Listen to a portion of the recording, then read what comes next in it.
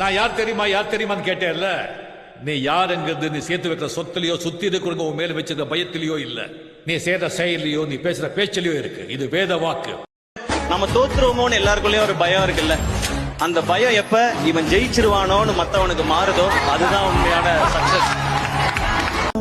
இது போகும் வழியோ வெற்று பாதை, திரும்பும் வழியோ வெற்றி பாதை, திரும்பிய இதயத்தை அடைந்திடும் பயணம் இது. கடல் தாண்டும் பறவைக்கெல்லாம் வழியில் மரங்கள் கிடையாது, ஆனாலும் கண்டம் தாண்டும் சிறகுகள் வலிக்காது. தங்க தமிழ்நாட்டு சிங்க தமிழம் வாராரு, கருப்பு சூரியனா கம்பீரமா வாராரு.